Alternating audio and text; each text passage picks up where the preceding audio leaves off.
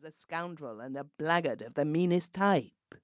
Of course, it did Willerton harm, though not nearly as much harm as Kelston desired, for Willerton knew his job as few engineers knew it, and it is very hard indeed to do much harm to a man who really knows his job. People have to have him. But of course, it did him some harm, and Willerton knew that Kelston was doing it. I came across 2 men who told me they had given him a friendly hint. That did not improve Willerton's temper. An expert in the construction of those ferro-concrete buildings which are rising up all over London, he was as distinguished in his sphere as Kelston in his. They were alike, not only in the matter of brains and bad temper, but I think that their minds worked in very much the same way.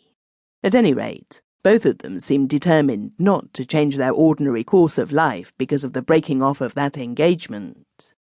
It had been the habit of both of them to have a Turkish bath at the baths in Duke Street at 4 in the afternoon on the 2nd and last Tuesday in every month.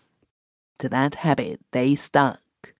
The fact that they must meet on those Tuesdays did not cause either of them to change his hour of taking his Turkish bath by the 20 minutes which would have given them no more than a passing glimpse of one another. They continued to take it as they always had, simultaneously. Thick-skinned? They were thick-skinned. Neither of them pretended that he did not see the other. He scowled at him, and he scowled at him most of the time. I know this, for sometimes I had a Turkish bath myself at that hour. It was about 3 months after the breaking off of the engagement that they met for the last time at that Turkish bath, and there parted for good. Kelston had been looking ill for about 6 weeks. There was a greyness and a drawn look to his face, and he was losing weight.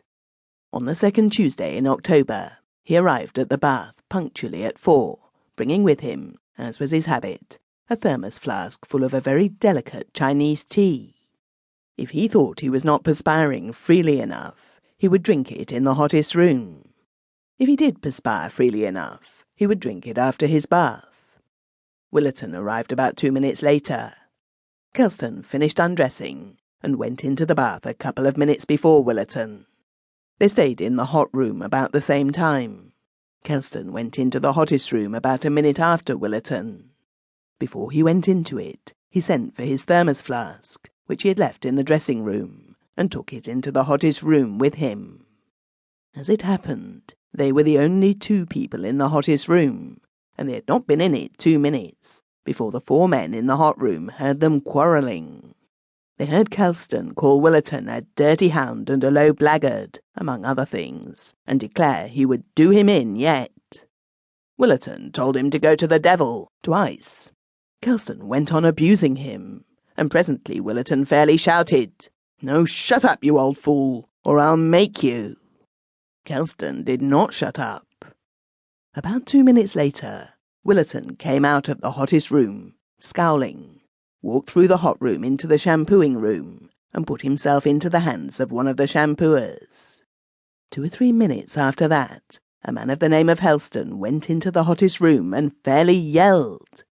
Kelston was lying back on a blood-drenched couch, with the blood still flowing from a wound over his heart. There was a devil of a hullabaloo. The police were called in. Willerton was arrested. Of course, he lost his temper, and protesting furiously that he had nothing whatever to do with the crime, abused the police. That did not incline them to believe him. After examining the room and the dead body, the detective inspector in charge of the case came to the conclusion that Kelston had been stabbed as he was drinking his tea. The thermos flask lay on the floor in front of him, and some of the tea had evidently been spilt, for some tea leaves, the tea in the flask must have been carelessly strained of the leaves by the maid who filled it, lay on the floor about the mouth of the empty flask. It looked as if the murderer had taken advantage of Kelston's drinking his tea to stab him, while the flask rather blocked his vision and prevented him from seeing what he would be at. The case would have been quite plain sailing, but for the fact that they could not find the weapon. It had been easy enough for Willerton to take it into the bath in the towel in which he was draped, but how had he got rid of it? Where had he hidden it?